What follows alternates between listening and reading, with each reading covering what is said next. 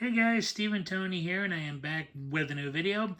And I'd like to try something new and different for this one, and that is to talk about stories, short stories, novels, historical events, and people that would make good film adaptations and haven't been done as of yet.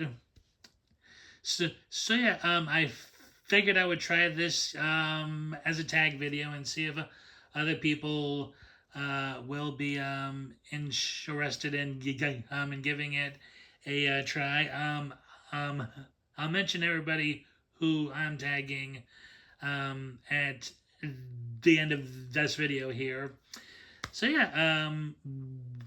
Without further ado, let's get started. Now, these are my picks. They might not necessarily be everyone else's cup of tea, but this is just what I think is interesting and good. And the first one I want to talk about is the famous and tragic historical event known as the Donner Party. Now, for anyone who hasn't heard of this event, how it goes in brief is this big party of settlers was, heading out west, and at some point in the journey, they became lost, got stranded just as the dead of winter was setting in, and unfortunately, many of them started succumbing to starvation and varied ailments, and they all just, started, passing away. And these survivors tragically had to start resorting to the act of cannibalism of the dead in order to survive. Now, there's a lot of controversy with this piece of history because of the fact that, they engaged in something, so, cringeworthy and heinous as the act of eating, other people. But they really were in a life or death situation. Now, not everybody, from what I've read, engaged in this action. Some of the children who were older and were being interviewed years after started saying, started to talk of it, and some of them mentioned uh, being fed strange food, others were, less so open about talking of it. But it's still a very fascinating, piece of history. It is something that I have read off and on about for a long time. Forget exactly when I first heard about it, but I knew it was one of the U.S.'s biggest tragedies, in the world. And it's always surprised me that an official film has never been made, been made of the Donner Party. Um, I did read in an edition of the Spaghetti Western Digest that I also have articles in that apparently Roman Polanski planned on doing an adaptation of the story in the 60s, but for whatever reason it didn't come to a light. Now, several documentaries have been made about the Donner Party, but no film as of yet. And I do earnestly think that this would make a very interesting, film.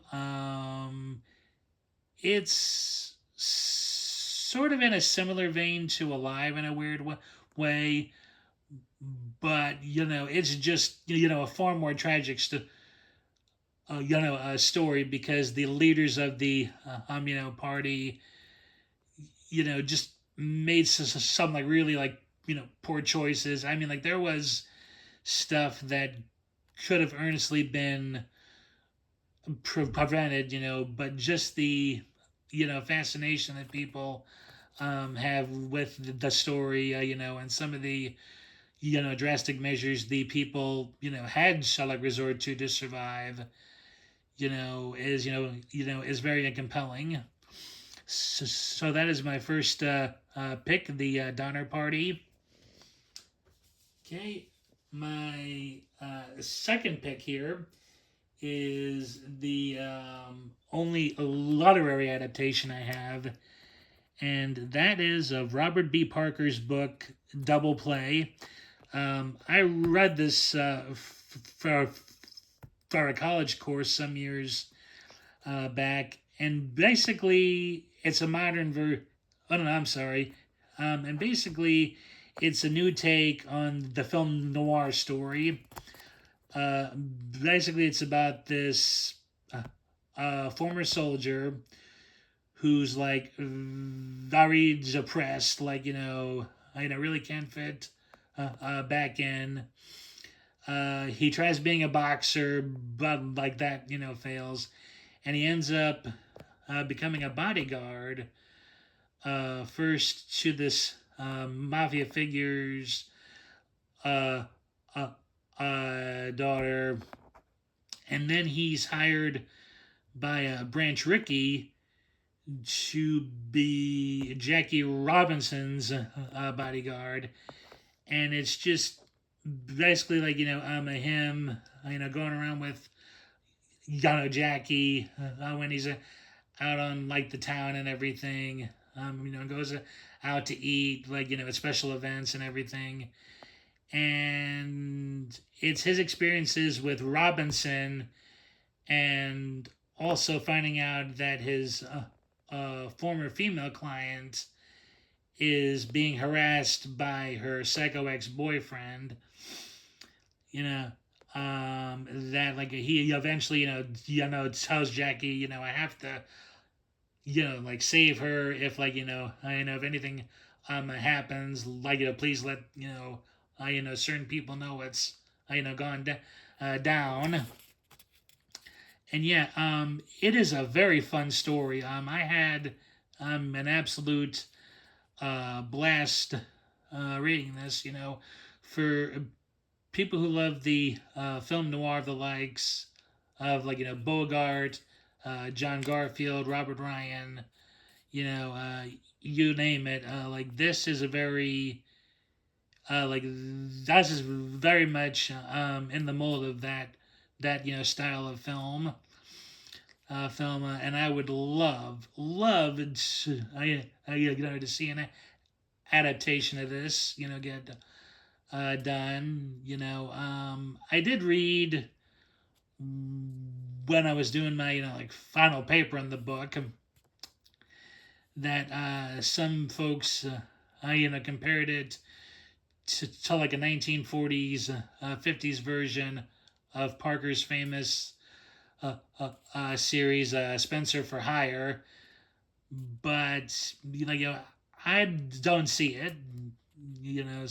So to me, it's a standalone story. So yes, so yes, that's my second pick, Robert B. Parker's Double Play.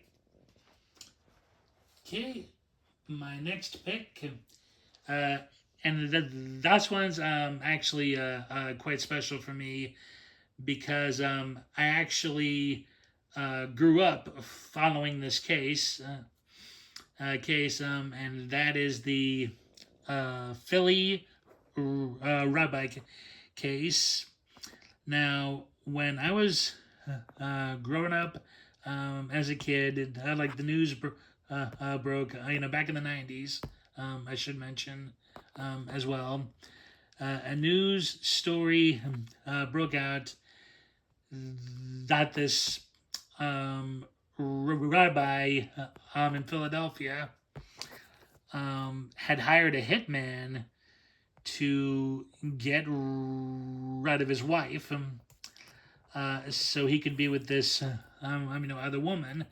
Now, I can't go too particular, into it, and name any names, because most of the people I believe involved in this case are still alive.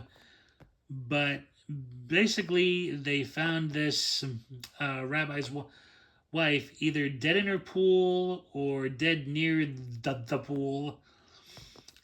And the hitman, I totally forget how that caught him, but he actually said, like without any hesitation at all, that this rabbi had hired him to do it, and it was this whole fiasco. Everybody in the city was talking about. It was one of the biggest cases of the time. Uh, I'm not too sure if it made international news, but I know several states across the country were, I think, talking about it.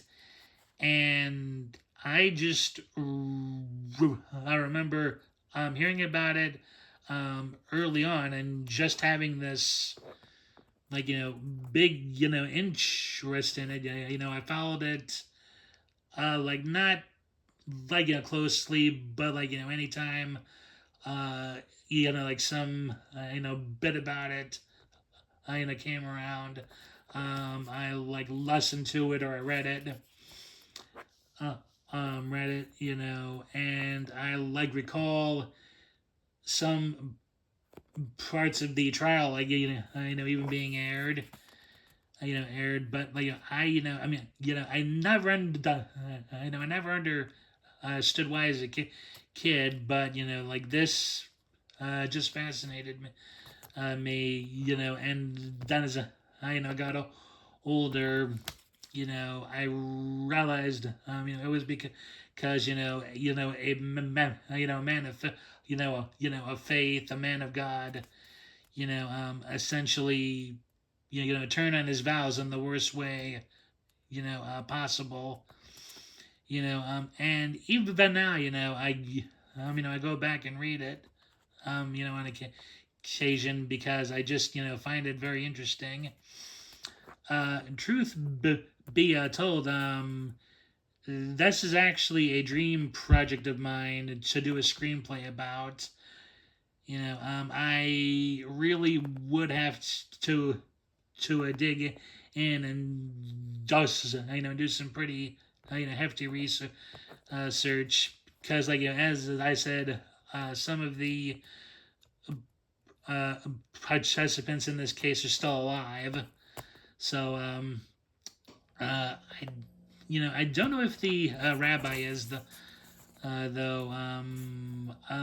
Something's telling me.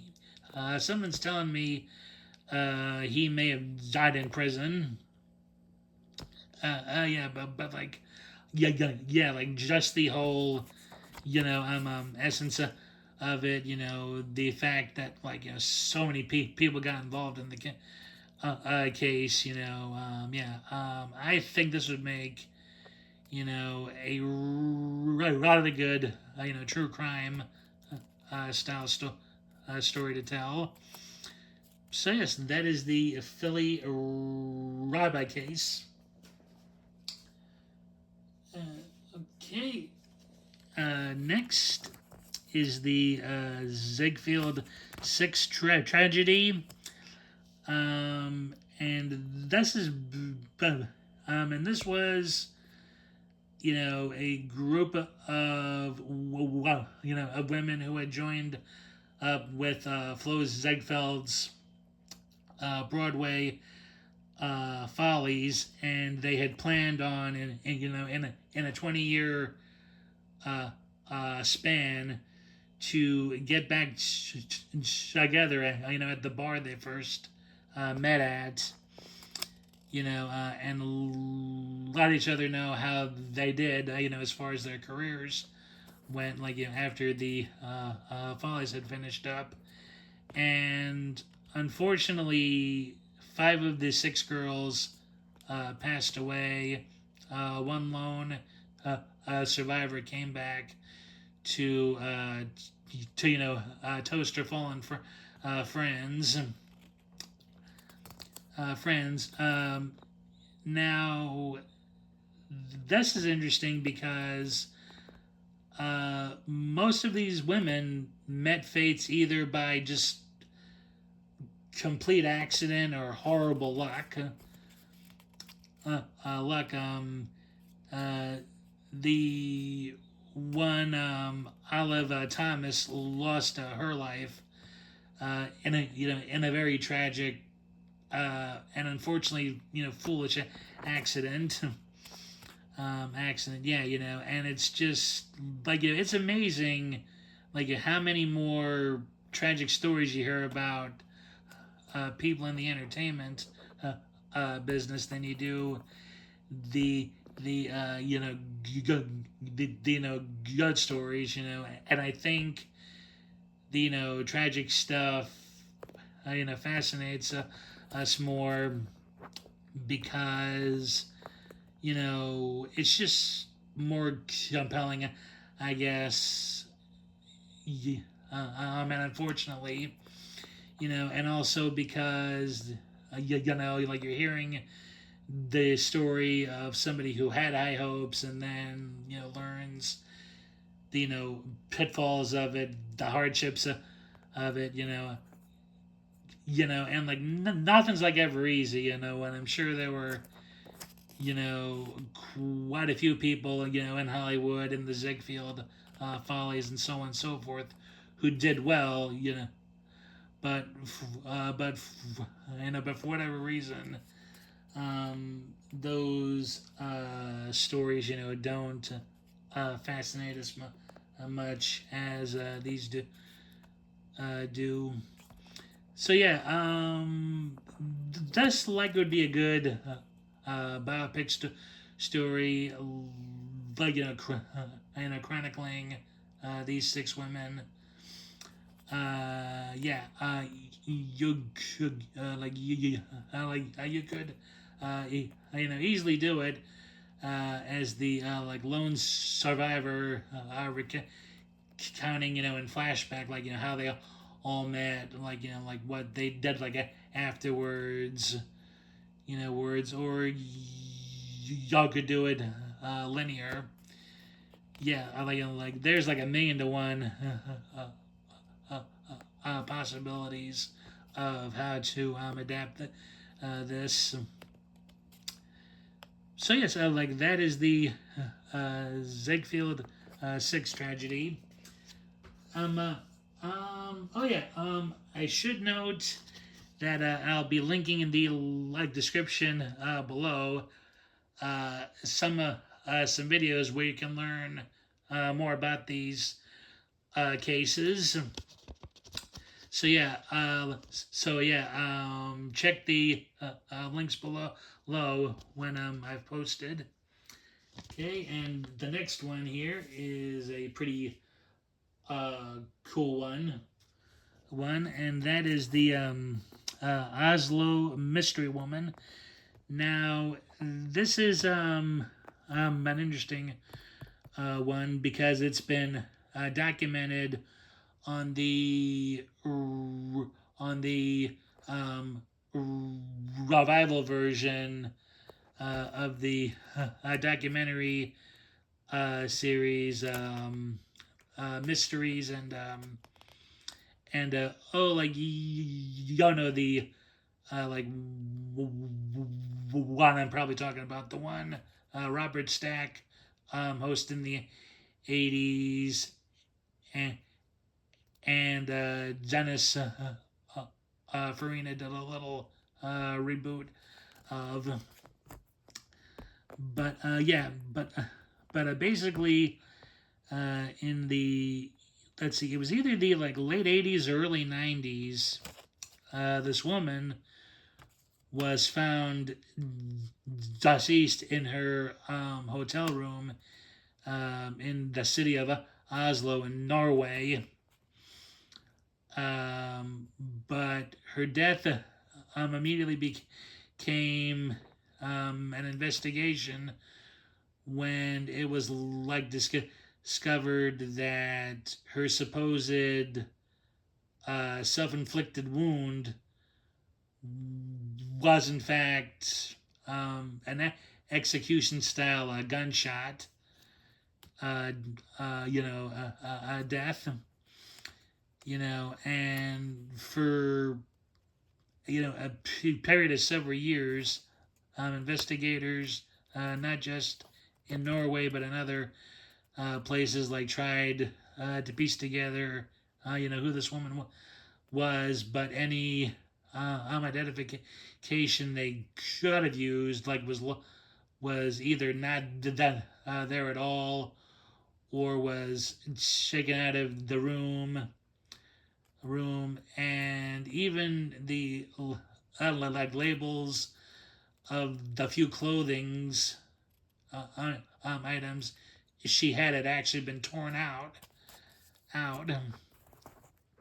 So yeah, like there's like various theories to this woman's identity, that she was a spy, that she was a witness to a crime of some form who got like taken care of before she could say anything.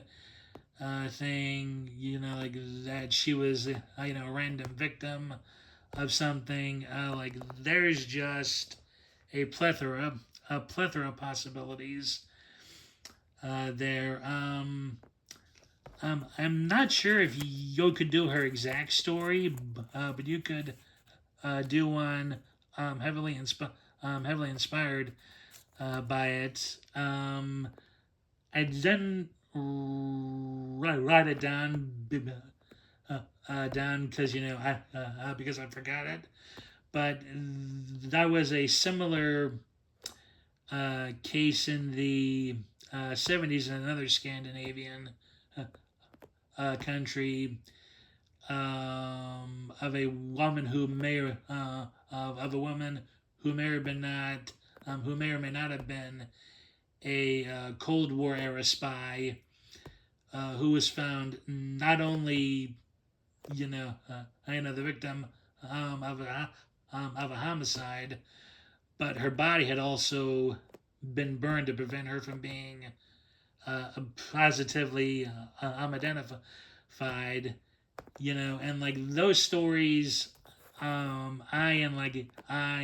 and that I'm sure me and other people have an interest in, because you don't have all of the pieces at first, and like, and you're constantly trying to piece what you got to get, what you have together to find an answer, and to figure out like who this lady is, and you'll always keep running into dead ends, and of course, every once in a while, stuff ends up, popping up that gives you s- some more information, but but still leads to other doors, like another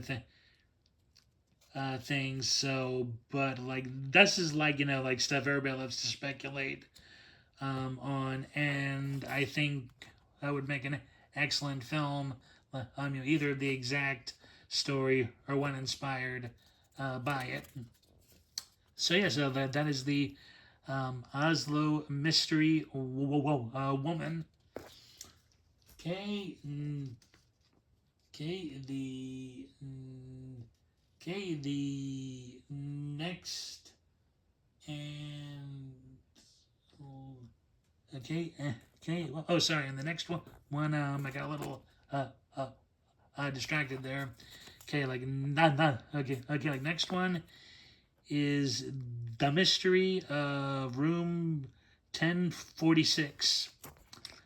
Okay, now this case occurred in the 1920s or 30s, and this guy using a clearly fake name checks into a hotel, stays for a period, and and one day is found severely beaten, um, with all sorts of cuts and bruises on his body. His head's been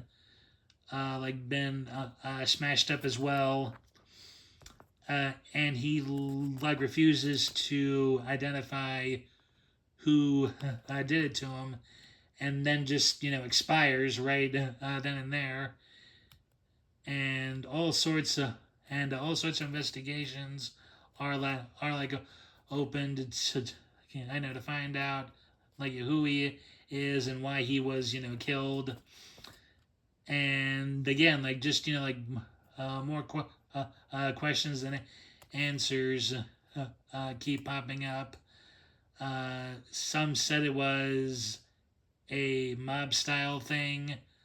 Others said a jealous husband or boyfriend did it, and others just point to all sorts of various theories. And just like with the Oslo mystery woman, you know that that even though we have all sorts of information, it just leads some more questions, and and our attempts to piece it together, and our attempts, to piece it all together, just like either lead to dead ends or don't make sense, after a point.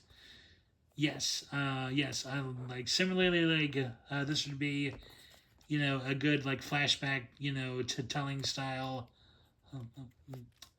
sto- story. Yeah, yeah, like and again, like just that, like constantly, like getting no information, and constantly speculating, is what makes this, case, and so compelling. Okay, and that is the mystery of room 1046. Okay, and the final but not the least interesting pick that I have is the locked room mystery. Okay, now in 1929, this either Polish or German immigrant went home after work, locked himself in for the night in his apartment, and the next day, or or some days after, when he didn't show up for work, um, the cops went to his apartment. They had to break down the door and everything, and he was found, dead inside of a gunshot wound. But the problem is that the cops don't know how whoever got him, came in and left, because because the door was locked from the inside. And again, just like with the past three, because we can speculate in our minds, like how and what of like the case. We can come to any conclusion on even if it's a dead end one, just the fascination with these kinds of cases is what makes them very compelling. stories and have held, um, and have uh, and have held our fascination for years. Now, this guy, unfortunately, it was not known if he had any enemies. I think it was stated that he had an argument with someone over something at one time, but that person he argued with had an alibi. I mean, like they've got no motive, no suspect, no reason of any thing on this case. And that's what like is still intrigues us to find the truth even now. So yes, that is the locked room mystery, and like that, and that'll do it for this video. I'm going to tag some people for this one. I'm gonna do Ties, Cult Cinema 83, and see, I know, and see what he'll pick. Tim of Tim's Film Waffle, Sammy G of Sammy G's World of Cinema, Jody of Jody's Film Realm. Let's see, like who else? Gray 1951 Media Channel.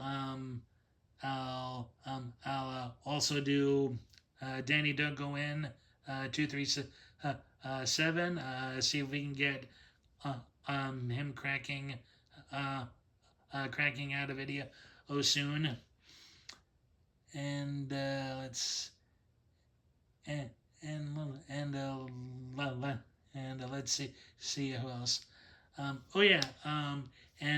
Mundo Chalovec movies.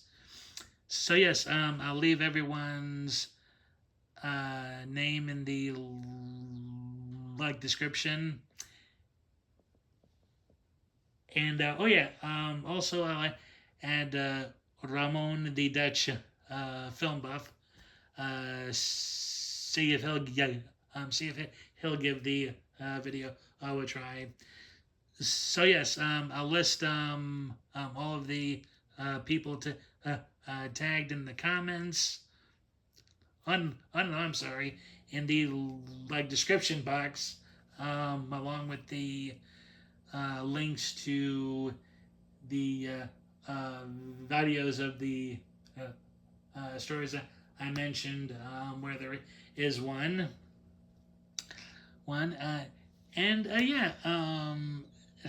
Thank you all for watching. I hope you enjoyed. Please leave a like.